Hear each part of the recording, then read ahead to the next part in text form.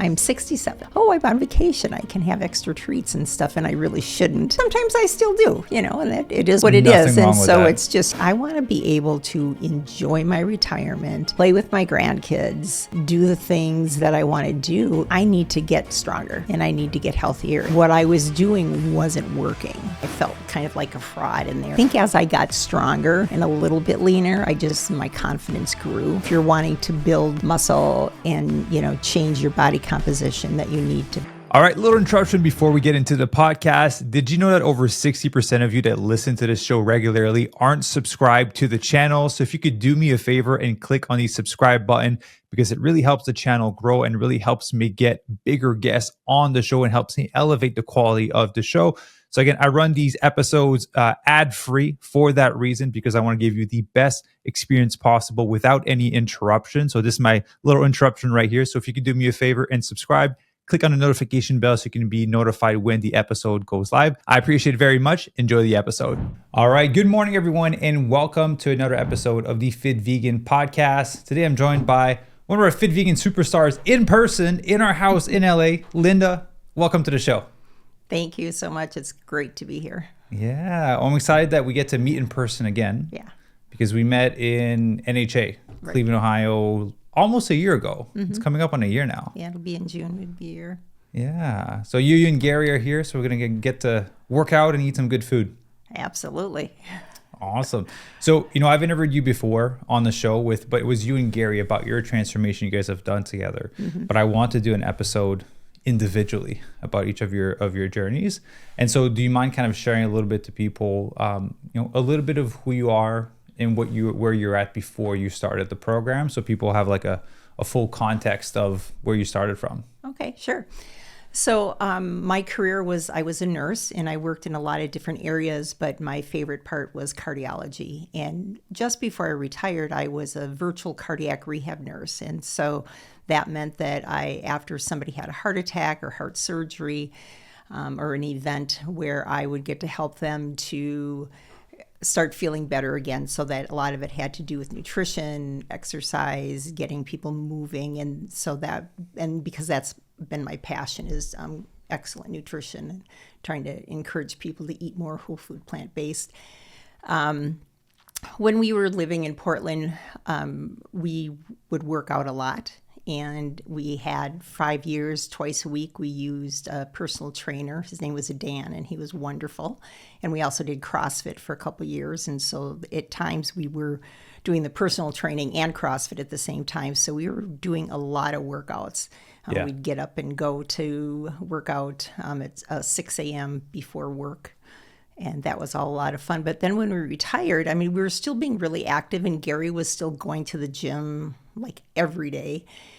I got kind of the point where I wasn't sure what to be doing in the gym, and I felt kind of like a fraud in there. And so I pretty much stopped going and doing workouts. I was still doing virtual reality exercise with Supernatural, and that's a lot of flow and boxing, which was really fun and good cardio, but it wasn't really giving me any strength training. Yeah. But I'd go to the gym like once a week just because I felt I should, but then I'd get there and I'd kind of do the same things, or I'd just get in a rut of things that I like to do, not things that really necessarily were that beneficial or would push me, but just kind of the same things. So when we met you and Ivy in June of last year at NHA, it was like, this would be a really good thing for us to do. And we liked having the vegan focus for the nutrition piece of it, and just the holistic approach, not just nutrition or just exercise or just mindset, but the whole thing. Yeah. And so it was really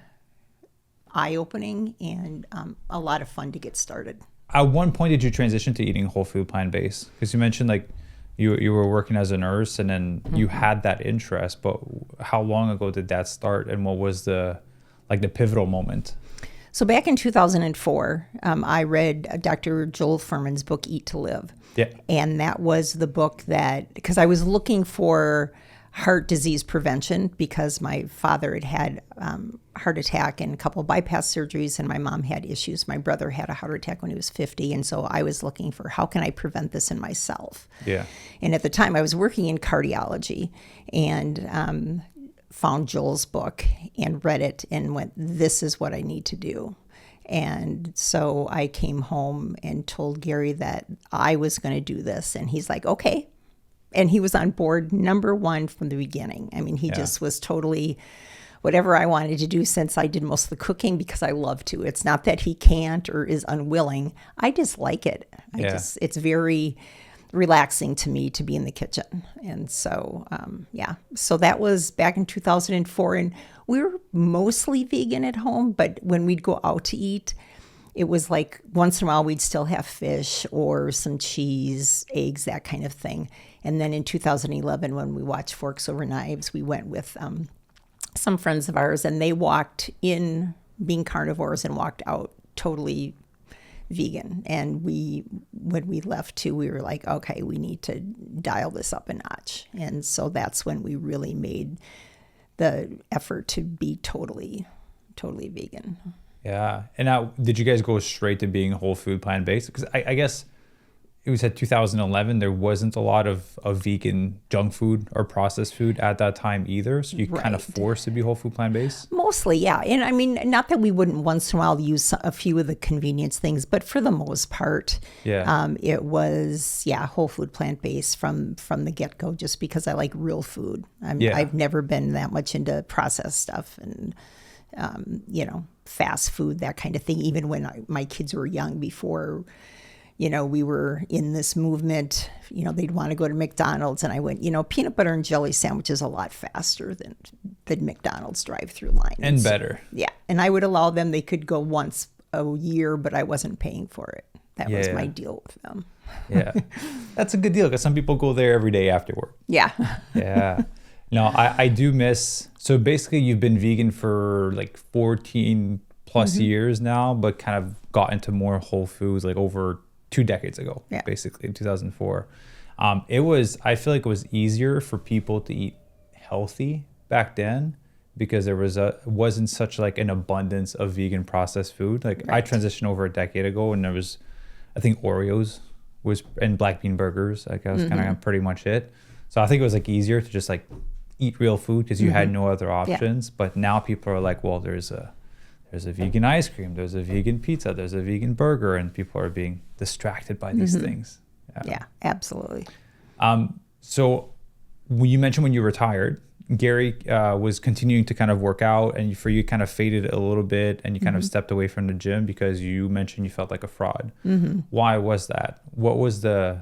What made you feel like you were being a fraud when you were training? Well, I think just going to the gym and it's more me being intimidated, I think, just by all the, most of the people, or the people that were in where the heavy weights were and stuff, were all the guys. Yeah. And there were these big muscle bound guys. And I just, it was like, if it was busy, I'd automatically go to the other part of the gym. And so then it was just kind of like, okay, what's here to do kind of thing. Yeah. And the gym we go to in St. Paul is very small.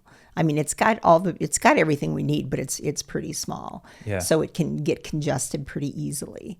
And now it's like if they're in there, if there's a lot of people, I just go in and do my thing. And if somebody's sitting on a machine or on a particular piece of equipment I want to, I'm going, are you almost done? Or, how many sets do you have left? And, that just cracked Gary up. The one time I had to do that, he was like, wow, he just didn't expect that. But, Yeah, because people are a bit shy to do that. Yeah. There has to be a certain level of comfort to go up to someone and be like, hey, how many sets do you have left, or how long do you have? Because most people will be like, it's taken, I'll go on a treadmill in the meantime. And then they go to come back and the machine's still taken, and they just kind of give up on it. Yeah, and I'm not giving up. When Nick has what I need to do for the day, that's what I'm doing for the day. And, so. How was it for you to kind of get to this place from kind of where you started, in terms of like having that comfort in the gym and going to lift, the heavy weights amongst everyone? Well, it was, I think, a gradual transition, because I would, like I said, the workout that I've been given for the day is what I need to do. And initially started out, lighter weights, more reps and that kind of thing. And I was comfortable with the machines and Olympic lifting from my CrossFit days, learning how to do just a lot of different things. And so it's fun to do that again, because I really enjoyed CrossFit. I don't like to think of myself as competitive, but when I kind of am. Yeah. And I mean, in CrossFit, I had to try to keep up with, and I did that when I was, like say 55. And I had to keep up with all these guys that are in their 20s, when it's you do things together. And so would have to push it. So it's fun to be back doing lifting again. And so I gradually got there, and just, I think as I got stronger and a little bit leaner, my confidence grew. Yeah. And so that's, yeah. Yeah, because when you do CrossFit, wouldn't it be like a standard weight, especially if you're doing like stations? It would just put kind of like a barbell that you pretty much have to lift and everyone has to go through. Yeah. Yeah. Okay. Or things that are really hard, or things that I'd never done before. Yeah. But our coach there, Dre, was a great guy, and he would, wouldn't let me get away with saying, well, I can't do that. It's like, well, let's teach you how to do that, kind of. Yeah. Yeah, it's like you can definitely lift it. Yeah. Talking about competitive, I'm curious, because it just came to me as you were sharing that. Are you ever in the gym working out and then grabbing some weights and then looking around and being like, oh, I'm grabbing heavier weights than this person? Because Ivy does that. I'll be working out and then she'll come to me. She's like, I was using heavier weights than the guy beside me on the exercise. Do you have that little competitiveness in you? A little bit. Yeah. Yeah. Okay, I'm glad it's not just Ivy that's doing that. Awesome. So then I'm curious, like because you guys were already active before, right? You're doing more virtual reality in terms of the workouts prior. So what shifted in terms of the approach for you when you started the program in terms of like training and nutrition? Just the consistency in the gym. And then I backed off on doing as much virtual reality stuff. I mean, I still love it, and I try to do it on my off days from the gym. I try to do that because it is fun, and it's music, and it's a real stress reliever. Even some days, if I'm just feeling stressed, it's like, I just need to go put the headset on for 10 minutes and do some quick, because it's, like I said, it's fun. It's different music from hard rock yelling that I don't enjoy to like symphony stuff, and it's either boxing or flow. And it's just a lot of fun. And so I still do that, but I'm consistent with the gym, my 4 workouts in the week. Yeah. And how has the nutrition shifted? Because you guys were already eating whole food, plant-based, really clean before. Right. So how did that change once you started the program? Focus on protein, because I'm, come from the background of, as long as you're eating whole food, plant-based, and you're getting enough calories, you're getting enough protein. And I know I've listened to you interview hundreds of people, and it's like, yes, that's fine for just general health. But if you're wanting to build muscle and, change your body composition, that you need to focus on the protein. And Gary had been kind of tuning into that even before we started with your program, because he asked me, well, how much do we get? And I went, I don't know, don't worry about it. I mean, I just was like, but, and it's not that we're worrying about it, it's just we're focusing on it. Yeah. And so that's what's changed. And I mean, I've always, eaten tofu, but I would try to limit it to like once a week, and just kind of keep things. And now it's like, we take the super firm high protein tofu from Trader Joe's, cut it in half, put his seasonings on his that he likes and seasonings on mine that I like. And we have that 6 days of the week, basically, along with, stir-fried veggies. And I've gotten pretty lazy in the kitchen now, because it's just, it's been at it for a while. Yeah. And so it's just like whatever veggies we have. And thankfully we both love broccoli, because I eat a lot of broccoli, but I don't eat it for breakfast anymore. That used to be my breakfast. Yeah. And so now it's just what I have in the evening with tofu. So anyway, getting back to your question, the focus of making sure we're getting the right amount of protein to meet our body's needs and to build muscle has been more the focus. But it's still whole food, plant-based.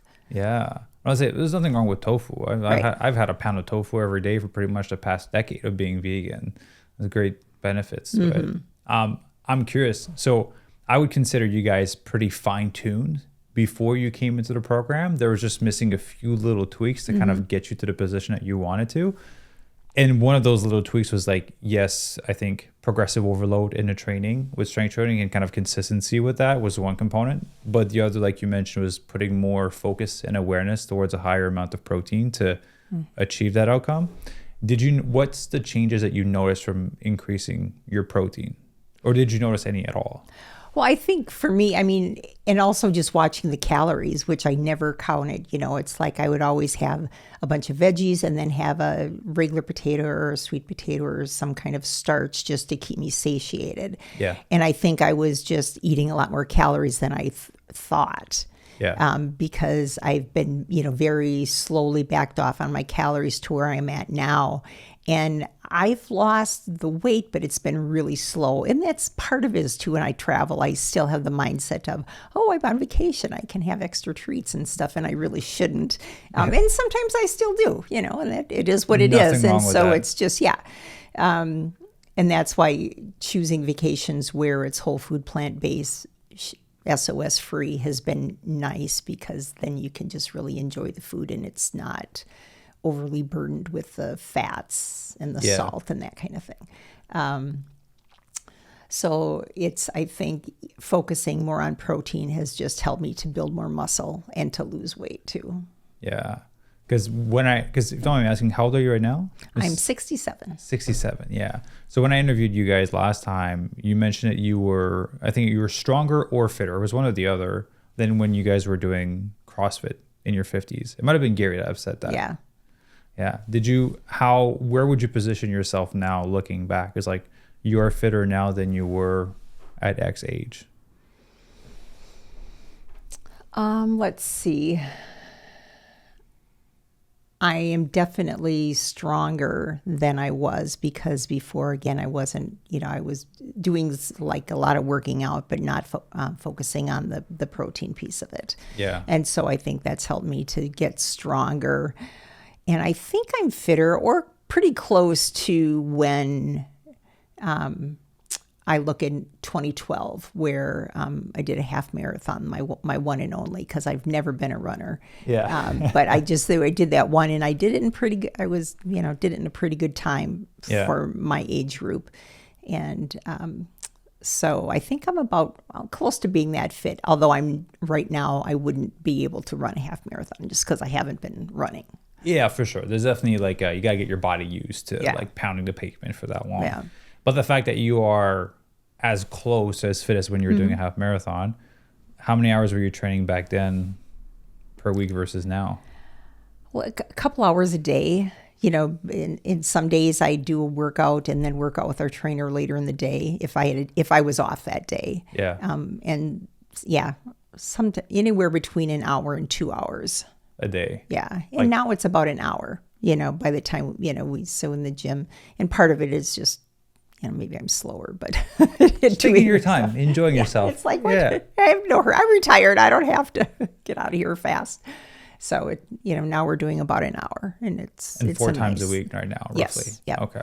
Versus prior was like 5 days a week for the half marathon training, or 4 days a week? Oh, at least, between running and gym stuff and CrossFit and all of it, it was probably 6 days a week of working out in one way or another. So like 10 to 12 hours of training versus 4, roughly. And about the same level of fitness with 13 years added of life. Okay.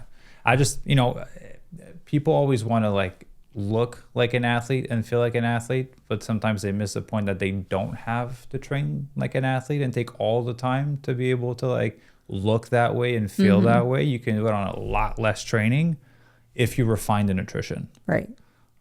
Because when you train like an athlete, you have to eat so much more, and it does kind of offset a little bit with all the training. And I have to find the diagram for it, but it's like if they have a triangle, and on the top you have health, body composition, and performance, and you have your dot in the center, like you can lean towards one, but one of the other gets affected a little bit. So you can have great body composition and great health, but to have great body composition and great health and move towards performance, like a half marathon, like you're sacrificing some of the health, you're sacrificing some of the body composition, because you need energy to be able to do your race, right? So like it becomes counterproductive to a certain point. Yeah. So what are some changes that you didn't expect to see that happen along the way? or thing that you were expecting to see that you're happy to see again?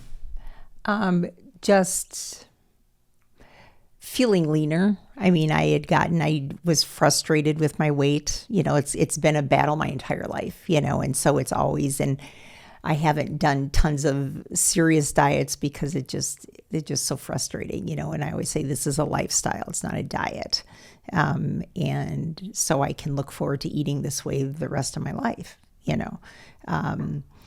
So I think just being leaner is the nice piece in all this for me. Did you have your little moments where you walk in front of the mirror and you catch a little shoulder striation or arm definition and you're like, oh, I didn't know this was there? I try not to look at the mirror too much yet. So yeah, a little bit. I think it's more when I'm lifting in the gym and in the mirror, it's like, yeah, that looks good. And I've had this one lady has said something to me a couple different times about, oh, I want to look like you. And I always say, well, this is how you need to do it, And so, but how does it feel to get those compliments? Because a lot of people feel uncomfortable with it and don't feel like they deserve it. And that's like a whole complete, different element of transformation. But how does it feel to have people like that look up to you with? I think it feels good. And I don't, I feel like I've been working really hard. And so I'm okay, I'm okay with that. And I try to turn it around and give them the encouragement because, I don't need a lot of focus on myself. So it's just that it's like, you can do this, and it doesn't happen overnight and it takes time and you have to continue. There's no shortcuts. Yeah. There's just no shortcuts to the things that you want in life or in the gym or wherever. It's like you need to just consistently do it and put in the work and it'll happen. Yeah. Do you feel like it's opened more doors for you to introduce veganism into the conversation to people? I think so, because people, they don't always ask about the food, but I, in a nice way, make sure I tell them, and not in an annoying, vegan type of thing, but just, it's like, well, and we never use the word vegan because that just has a tendency to turn people off. Strong energy to it. Well, and it talks about what you don't eat versus what you do eat. Yeah. And so I'd rather on most things look at the positive side of things than the negative side of things. And so just saying, oh yeah, this is, we just eat lots of, fruits and vegetables and, good healthy plant proteins, and it doesn't have to be a big deal. Yeah.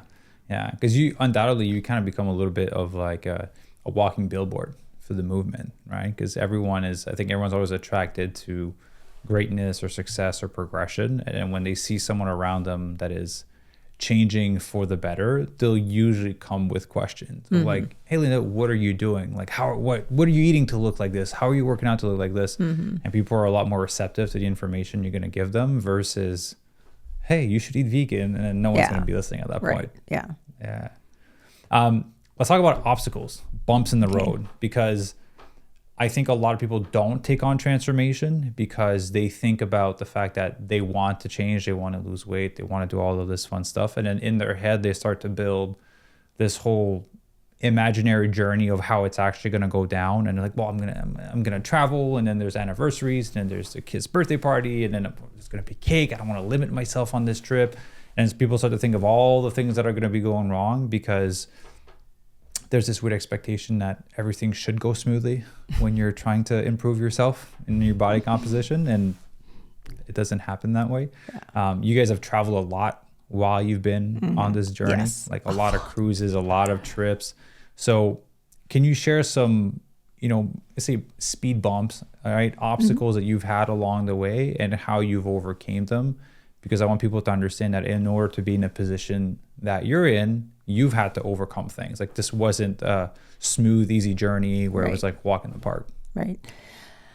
Like you've said, we've done a lot of traveling, and it's hard sometimes, just going to a restaurant and we always, spend a lot of time looking at menus ahead of time to make those choices, because the road bumps are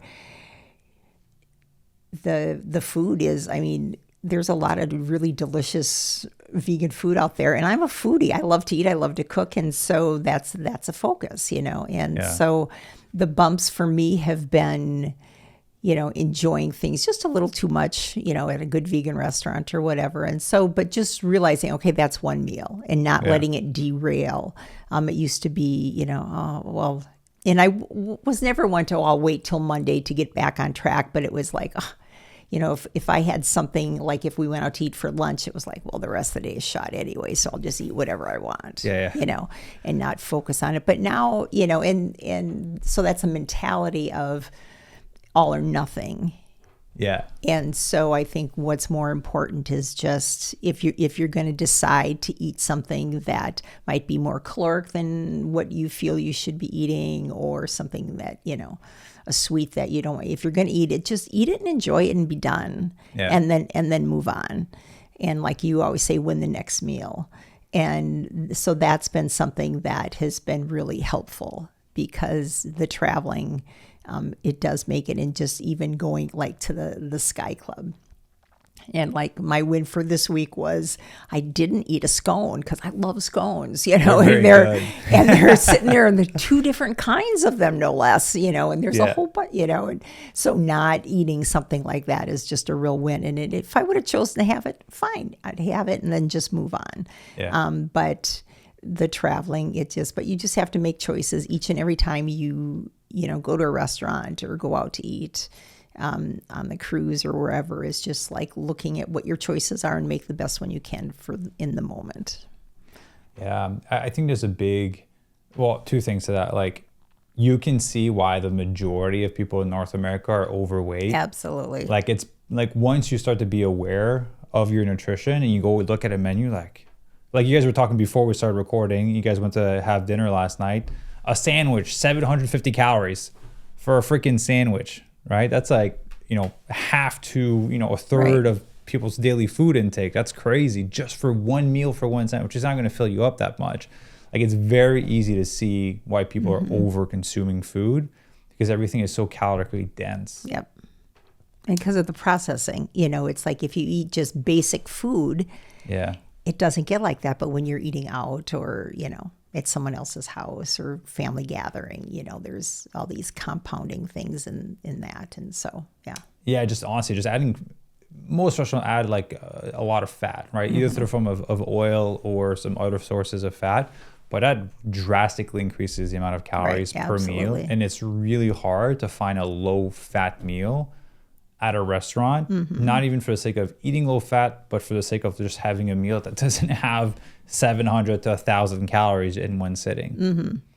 Yeah, I know you guys love cruises. Like, we went on our first cruise, Ivy and I, and it was a mixture of the vegan cruise, which was I would say about half the people that were on the cruise, and then there was regular people, and they had the buffet for a vegan and non-vegan.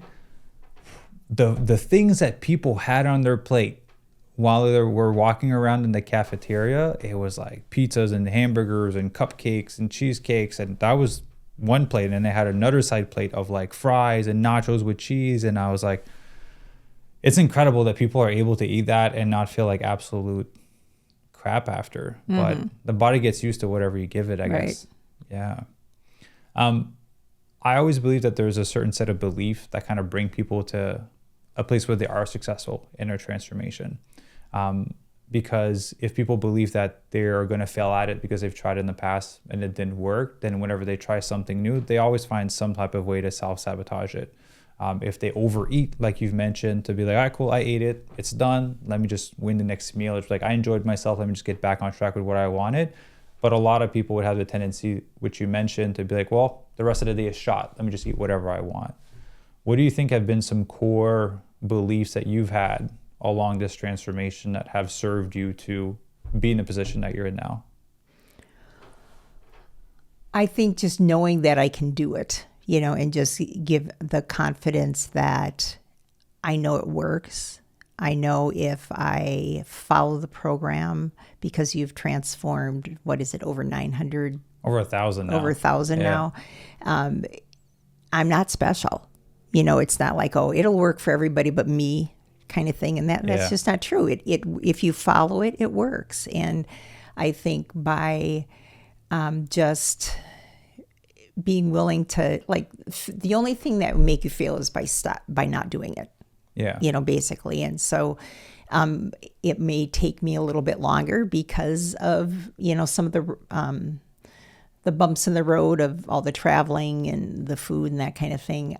But I'm going to get there. It just may take me a little longer, and that's okay, because this is a marathon. It's not a sprint. It's not like I'm going to do this and then be done. Yeah. Because this is really just a lifestyle, and for the rest of my life is, eating in a good way and moving my body and that kind of thing. So.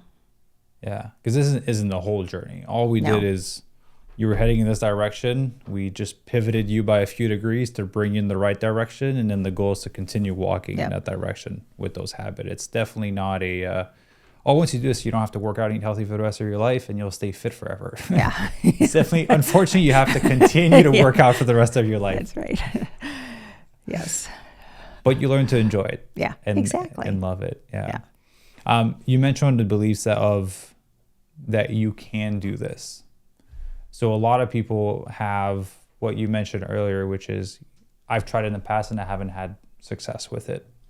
How did you convince yourself that you could do this at that point? Besides the fact that we had 1,000 people that have gone through it, for you to have had past proof of it hasn't worked when you've tried in the past and you struggle with your weight for a long time, how did you have to talk to yourself or convince yourself to be like, this is going to work?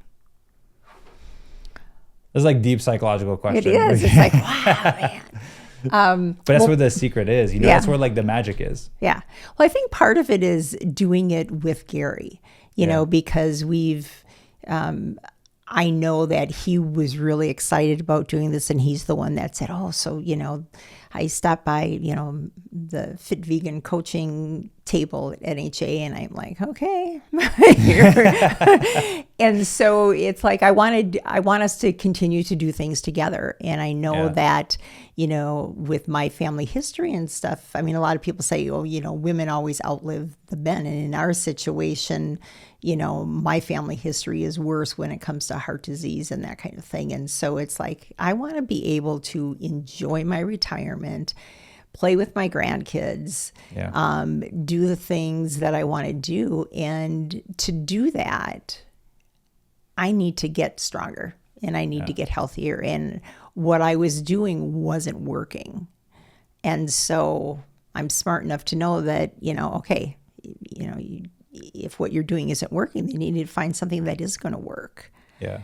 And that was what, because when we looked at your program and listened to what you talked about as far as just the, the prescribed exercise and the nutrition, and it just all made sense. And so that's why I knew that it was going to work, and it wasn't going to be another, I'll do this for a little while and then get bored with it and, kind of back off. I mean, it made sense from a scientific perspective, as well as just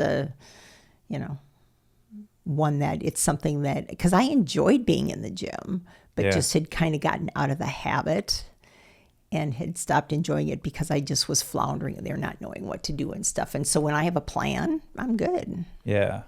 Yeah. And we try to keep it as simple and honest as possible with people. Because if I try to get fancy with it and make up words and processes that don't exist, then it does feel like, oh, this is just a thing that I'll do for a little bit and it won't work. But I feel like if I just tell you the unsexy truth of what needs to happen, I'm like, well, take it or leave it. That's literally what needs to happen. If you get to where you want to, then it's a choice of whether people want to do the quick fix that they know won't really last, or actually do the real work that needs to happen. Yeah. I think I remember, because Gary told me, I think it was he saw me deadlifting in a gym at NHA, and he's like, that's what made him come to the booth. Yeah.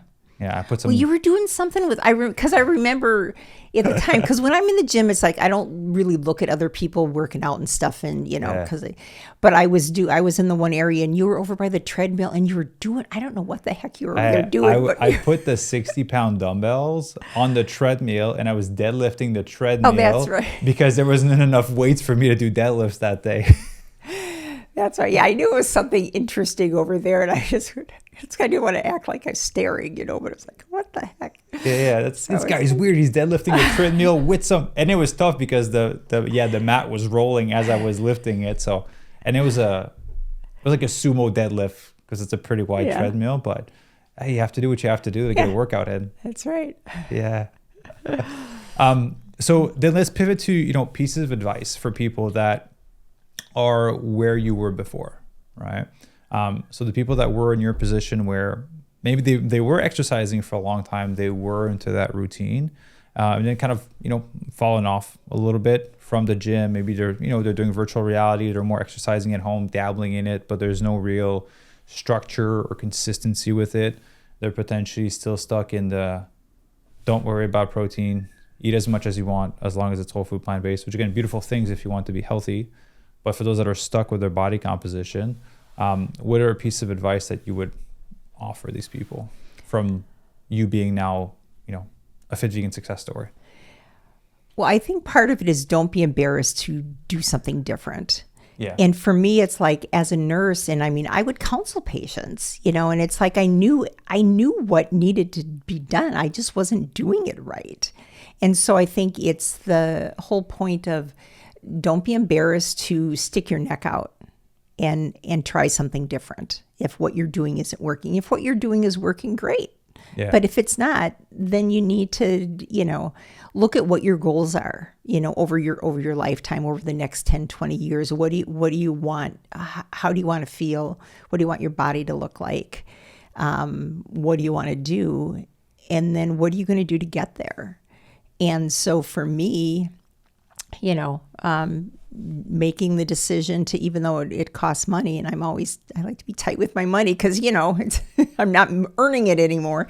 But it's so totally worth it. I mean, we even, you guys renewed too.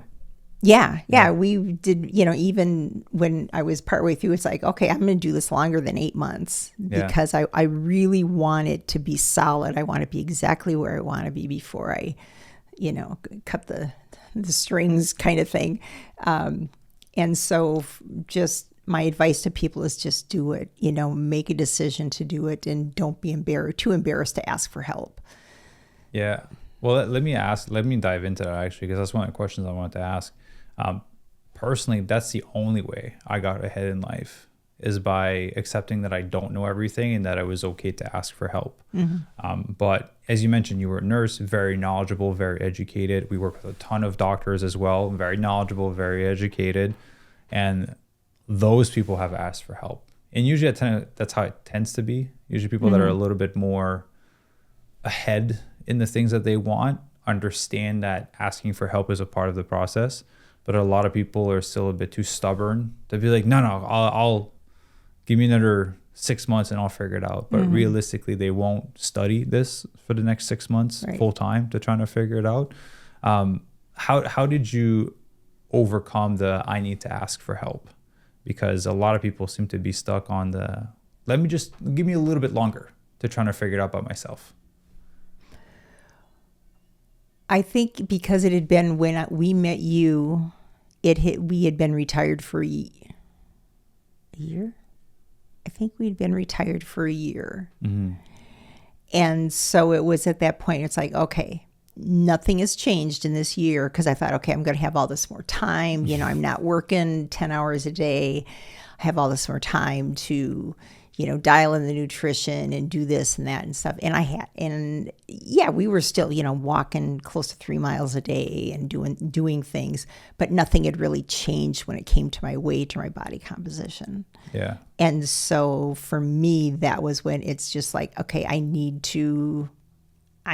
help with this, I had, we'd worked, like I said, with a personal trainer before, and it was great because he did a transformation with me then, but then it was like after 5 years, there was a lot of stuff going on. And so we just kind of let it drop, and we're still, friends with him to this day, but, stopped working out with him. And so, I just needed to, I was glad that, I'm stubborn, but at some point it's kind of like, okay, you just need to just buckle down and stop thinking about this and just do it. Yeah. A lot of people get stuck on the thinking stage. Yeah. The overthinking stage. Yeah. Yeah. Doesn't change anything. Yeah. Thinking about something, wishing for something, all that doesn't change anything. Yeah. All those people are still sitting down in the same place thinking about it. Right. And and you know this as much as me, like the 8 months will go by regardless. Right. So you can spend 8 months thinking about it or actually doing something and progressing, making mistake, learning from it, continuing to progress, making mistake, and just repeating that cycle over and over until you get to where you want to. Right. Yeah. So one last question for you that I want to ask, because a lot of people, when I interviewed them for the podcast, like, well, this is sustainable. I see myself doing this, you know, after the program. And sometimes I'm like, I should ask a deeper question on that, because, you know, I always tell you for you guys, we didn't have that conversation before, but we've recorded before. Like, I just want everyone to be honest when they're recording the podcast. Right. Like, I'm not, you know, paying you guys to say certain things on the podcast. Like, I just want the honest truth. I've had people say like, oh, this was really hard or this sucked, and then we worked on this and this got better. Like, I just want the honest truth. So in terms of like what is making this sustainable for you, why do you think that this is sustainable for you, the way that it's been laid out or created? I think that's because we've been given the tools, and knowing that we'll get to keep our workouts, you know, and knowing that I can, you know, we can keep switching it up. I mean, and that's going to help, you know, and just because that's our mindset. I mean, the first thing when Gary and we used to work together in a hospital, and the first thing when he asked me somewhere was he asked me to work out in a gym. That was our first quote date. Yeah. After we had just worked a night shift. And it was one of those things where, and for me, it was like, I don't work out. I mean, I hated gym class in high school, you know. So, yeah. But I think that for us, that's always been a part of our life, you know, working out in the gym, you know. And for me, waxing and waning. For him, consistency. He has always done it. He's always been a member of a gym, or if we were in an apartment with a gym kind of thing, ever since the day I met him, and we've been married for 42 years. Yeah. So that's always been a part of exercise, activity's always been a part of our life. So I know that it will continue to be. Yeah. And it'll just be a little more, for me, more structured. Yeah. And that's why I know it's sustainable, because it's just, you know, and it may change, you know, as, you know, who knows? I mean, it may change somewhat, but it will still, it's always going to be there. Yeah. Yeah. And depending, your goals change as well, right? You know, it might be new things that you want to take on. You know, we have members that do some of those cycling trip across different states. Oh, so they go to Italy. Like, that's somewhat of a different type of training to get there. Strength training should still be the base, but it'll kind of change over time. So, but at least I think you're going to have, you know, a solid foundation to go and do whatever else you want after. I'm looking at Kilimanjaro. Oh, nice. What's the company? It's a vegan travel company. World Vegan Travel has one. Yes.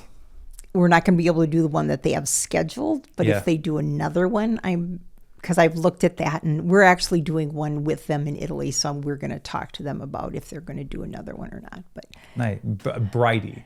Yes. Bridie's her name. Yeah. I've interviewed her. Yeah, She heard that interview. Like, I've interviewed her out of LA. She lives in Squamish. She literally 5 minutes of walking down the road when I lived in Canada. I didn't even know that. I didn't even know her. She was literally like, I could see her apartment from my apartment, but I missed out. Yeah. Well, if you do the next one, we might do it, because Ivy and I were looking at it as well. But we can't do this one obviously because of the immigration, but we were looking at if they do another one to potentially do that one. And the fit vegan Kilimanjaro hike. That's right. Yeah. I'll bring the tofu. I'll freeze dry some tofu or something to get some protein. Because I was looking at some of those other treks that are just like standard. I was like, I don't even know if I'll be able to get food, like decent food to kind of fuel this whole thing. Right. Yeah. So I think it's much better to have like a vegan one. Absolutely. Yeah. Yeah. So yeah, we're going to travel with them in May. So nice. And you guys doing any NHA trips this year? Well, that's an NHA one. It's like a collab between the two of them? Yes. Okay. Yep. And so that's in May. In July, we're going to the UK with the WindStar with NHA. Okay. So that's this year. And then next year is Alaska and Japan. Oh, nice. With NHA. Okay. Nice. I haven't done an NHA trip yet. I'm like, we're looking into doing more of those organized kind of trip. The cruise was really fun to not have to figure out the logistics of like hotels and activities and food. Well, and the Windstar is nice because it's a smaller ship. We did the holistic holiday at sea 2 years ago. Yeah. In 22, and or 23. It was 23. And it was just too much crowd for me. Just a lot of people chaos, for sure. Just chaos. So, and we came back with Gary came back with COVID from that trip, but all the people got sick after. The Windstars are really nice because it's small. The food is very wonderful. Whole food, plant-based, SOS free. So awesome. You'll have to join us sometime. Yeah. Well, hey, I'm waiting for that darn green card. I know. Once I have it, the world is my oyster. Right now, I'm stuck here waiting for it. We're almost there. Yeah. Well, I've been in this journey for a long time now. It's a beautiful place to get stuck in, though. So yeah, LA's not too bad. You said there was snow before you guys flew here? Yeah, we had snow last week a couple times. Yeah, and it's like, what, 75, 80 outside right now? Yeah. Yeah, not a bad spot. No. Yeah. Awesome. Well, now we're going to do a cooking video together, just for the people listening. That's going to be up, and then we're going to do a workout video together. We do upper body, right? Yes. Upper body workout. Awesome. Well, Linda, I appreciate you for, taking the time to jump on the podcast and sharing your wisdom and your wins with us. And yeah, I'm excited to continue to see your transformation go and your progress. And I'm excited for this workout we're going to do right now. Thanks for having us. We appreciate it. Yeah, awesome. And so for everyone listening, if you enjoyed the episode, be sure to like, comment, and subscribe down below, and we will see you in the next episode. Bye.